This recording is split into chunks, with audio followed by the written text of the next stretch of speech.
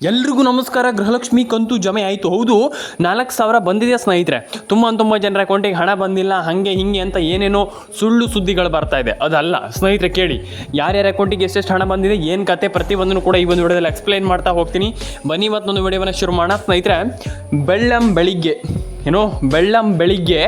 ಯಾರ ಅಕೌಂಟಿಗೆ ಎಷ್ಟೆಷ್ಟು ಹಣ ಹೋಗ್ತಾ ಇದೆ, ಯಾರ ಅಕೌಂಟಿಗೆ ಎಷ್ಟೆಷ್ಟು ಹಣ ಬರ್ತಾ ಇದೆ, ಪ್ರತಿಯೊಂದನ್ನು ಕೂಡ ನಾನು ಹೇಳ್ತಾ ಹೋಗ್ತೀನಿ. ಬನ್ನಿ ಇವತ್ತೊಂದು ವಿಡಿಯೋವನ್ನು ಶುರು ಮಾಡೋಣ. ತುಂಬ ಜನ ಕಮೆಂಟ್ ಬಾಕ್ಸಲ್ಲಿ ಬಂದ್ಬಿಟ್ಟು ಕೇಳ್ತಾ ಇದ್ದೀರಾ, ಹಣ ಬಂದಿಲ್ಲ, ಹಣ ಜಮೆ ಆಗಿಲ್ಲ, ರೇಷನ್ ಕಾರ್ಡ್ ಅಪ್ಡೇಟ್ ಆಗಿಲ್ಲ, ಪ್ಯಾನ್ ಕಾರ್ಡ್ ಅಪ್ಡೇಟ್ ಆಗಿಲ್ಲ. ಪ್ರತಿಯೊಂದಕ್ಕೂ ನಾನು ಎಕ್ಸ್ಪ್ಲನೇಷನನ್ನು ಕೊಡ್ತಾ ಹೋಗ್ತೇನೆ ಸ್ನೇಹಿತರೆ.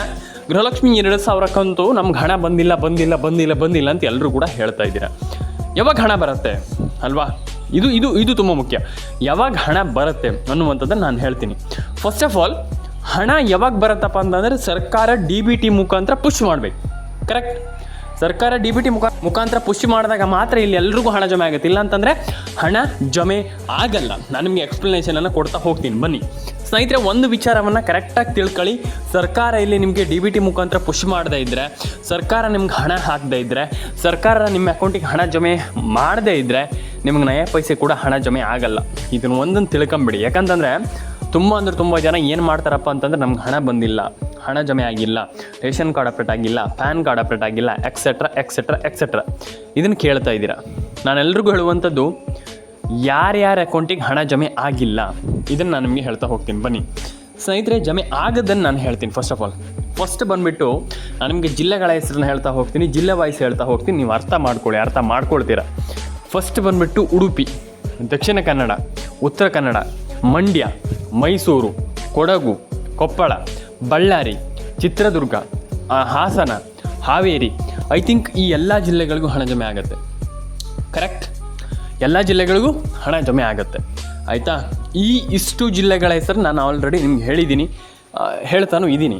ಆಯಿತಾ, ಫಸ್ಟ್ ಆ್ಯಂಡ್ ಸೆಕೆಂಡ್, ಎರಡನೇ ಹಂತದಲ್ಲಿ ಒಂದಿಷ್ಟು ಜಿಲ್ಲೆಗಳ ಹೆಸರನ್ನು ಹೇಳ್ತೀನಿ. ಚಿಕ್ಕಬಳ್ಳಾಪುರ, ರಾಮನಗರ, ಕೋಲಾರ, ಕೊಪ್ಪಳ, ಬಳ್ಳಾರಿ, ಬೀದರ್. ಐ ಥಿಂಕ್ ಪ್ರತಿಯೊಂದಿಷ್ಟು ಜಿಲ್ಲೆಗಳಿಗೂ ಹಣ ಜಮೆ ಆಗುತ್ತೆ. ಅಂದರೆ ಇಲ್ಲಿ ತುಂಬ ಜನ ಕಮೆಂಟ್ ಸೆಕ್ಷನಲ್ಲಿ ಬಂದ್ಬಿಟ್ಟು ಕಮೆಂಟನ್ನು ಮಾಡ್ತಾ ಇದ್ದೀರಾ, ಸರ್ ನಮ್ಗೆ ಹಣ ಬಂದಿಲ್ಲ ಅಂತ. ಒಳ್ಳೆಯದೇ. ಆದರೆ ನಾನು ಒಂದು ವಿಚಾರವನ್ನು ಎಲ್ರಿಗೂ ಕ್ಲಿಯರ್ ಮಾಡಲಿಕ್ಕೆ ಇಷ್ಟಪಡ್ತೇನೆ.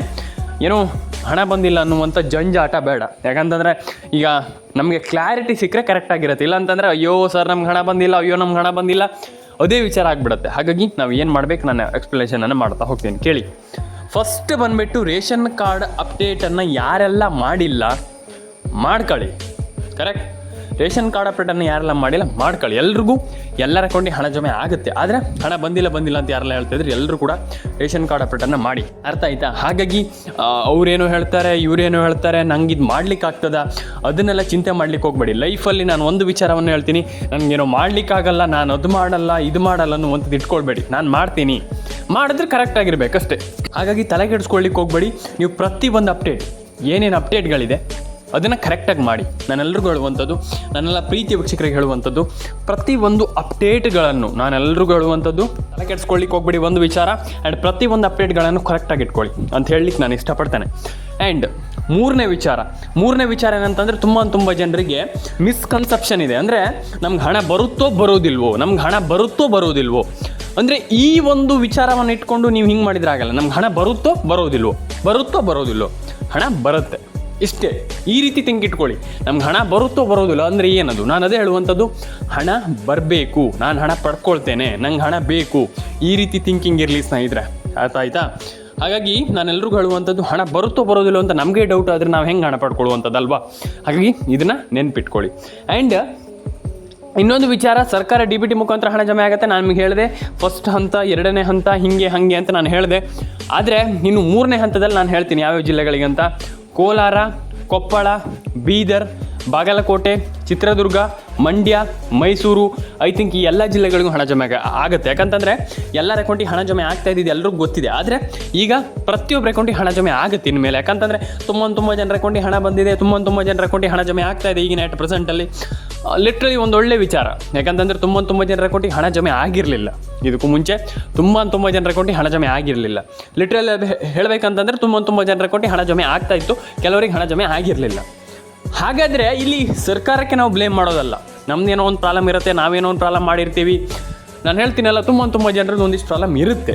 ಆದರೆ ಈಗ ನಮ್ಮದೇ ಪ್ರಾಬ್ಲಮ್ ಇದೆ, ನಾವೇ ಪ್ರಾಬ್ಲಮ್ ಮಾಡ್ಕೊಂಡ್ಬಿಟ್ಟಿದ್ದೀವಿ ಅಂತ ನಾನು ಹೇಳ್ತಾ ಇಲ್ಲ. ಅಂದರೆ ಒಂದಿಷ್ಟು ಜನರದ್ದು ಏನೋ ಒಂದಿಷ್ಟು ಪ್ರಾಬ್ಲಮ್ ಇರುತ್ತೆ, ಅದನ್ನು ನಾವು ಥಿಂಕ್ ಮಾಡಬೇಕು. ನಾನು ಏನು ಮಾಡ್ತಾ ಇದ್ದೀನಿ ಅನ್ನುವಂಥದ್ದನ್ನು ಯೋಚನೆ ಮಾಡಬೇಕು. ನಾನು ಅದೇ ಹೇಳುವಂಥದ್ದು, ಸಣ್ಣ ಕೆಲಸ ಮಾಡಿ ಲೈಫಲ್ಲಿ, ಅದು ಕರೆಕ್ಟಾಗಿರ್ಬೇಕಷ್ಟೇ. ನಾನು ಹೇಳುವಂಥದ್ದು, ನೀವು ಮತ್ಪುನಃ ಮಾಡುವ ರೀತಿಯಲ್ಲಿ ಇರಬಾರ್ದು.